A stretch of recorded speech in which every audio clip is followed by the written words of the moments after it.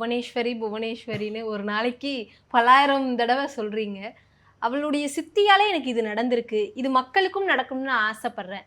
இந்த ஒரு விஷயத்த புவனேஸ்வரிக்கு பண்ணி பாருங்களேன். அப்படின்னு நீங்க சொல்ற விஷயம்னா அது என்னவா இருக்கும்? ஒண்ணுமே இல்லம்மா. நான் எப்போதுமே சர்வம் புவனேஸ்வரீம் அப்படின்னு சொல்லுவேன். நான் வந்து ரிம்னு போட்டுட்டு இருந்தேன் ஃபர்ஸ்ட்டு. நான் இந்த உபாசகம் எடுக்கும்போது ரிம்னு போட்டுட்டு இருந்தேன். எப்போதுமே வந்து அம்பாள் தபஸ் செய்ய செய்ய குருமண்டல ரூபிணின்னு ஒரு லலிதா சஹஸ்ரநாமத்தில அவளுக்கு பேர் உண்டு. தட்சிணாமூர்த்தி ரூபிணின்னு லலிதா சஹஸ்ரநாமம். அவளே குருவாயிடுவா.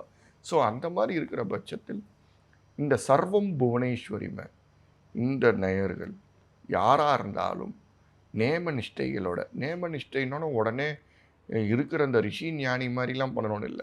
ஜஸ்ட் ஒரு மனசுத்தமா குளிச்சுப்புட்டோ, இல்ல குளிக்க முடியலன்னா கூட மனசுத்தமா அந்த நேரத்தில சூரியன் காலையில எழுந்து ஒரு 5:30 மணிக்கு 6 மணிக்கு எழுந்தீங்கன்னா கூட கிழக்க பார்த்து எடுத்து விநாயகரை வேண்டிட்டு சூரியனை மனசார நினச்சிட்டு இதை ஒரு ஜஸ்ட் ஒரு 11 வாட்டி சொன்னாலே அவங்க விஷயம் வந்து கண்டிப்பாக சித்திக்கும்.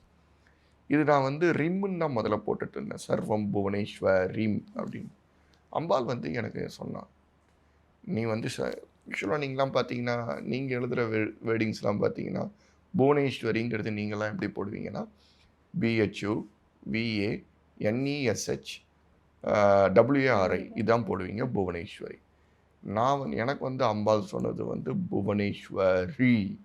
நான் கடைசியாக ஹெச்ஆர்டபிள்இ போடுவேன். அந்த அம்பாலோட பீஜ மந்திரத்தை நான் மறைமுகமாக கொடுத்துருக்கேன். யார் யாரெல்லாம் வந்து இந்த குரு இது சொல்கிறேன் இல்லையா, யார் யாரெல்லாம் வந்து குரு உபாசகம் வீட்டேருந்து உபாசகம் எடுக்க முடியல, மந்திரங்கள் கிடைக்கல, எனக்கு ஒரு சக்தி மந்திரம் ஒரு எளிமையாக வேணும், அம்பாலை நானும் சுவாசிக்கணும், நானும் அவளோட இருக்கணும் அப்படின்னு ஆசைப்படுறவங்களுக்கு விநாயகரை நல்லா வேண்டிட்டு காலையில் இருந்து சூரியன் இது பண்ணிவிட்டு காலையில் இருந்து இந்த 11 வாட்டி இதை சொன்னாலே காரியம் சித்திக்கும். நீங்கள் என்ன நினைச்சாலும் என் அம்மா இருக்கும் இடத்தில் சர்வ செல்வங்களும் கொளிக்குங்கிறது தான் அவளோட கீழ் இதுவே. அவன் புவனேஸ்வரியோட எந்த நீங்கள் ஸ்வரூபத்தை பார்த்தாலும் கீழே அதுதான் எழுதியிருக்கும். நான் இருக்கும் இடத்தில் சகல செல்வங்களும் கொளிக்கும். சகல செல்வங்கள்னா என்ன, காசு மட்டுமா? 16 செல்வங்கள். அது எல்லாமே கொடுத்துட்டா நம்மளுக்கு என்னம்மா வேணும்?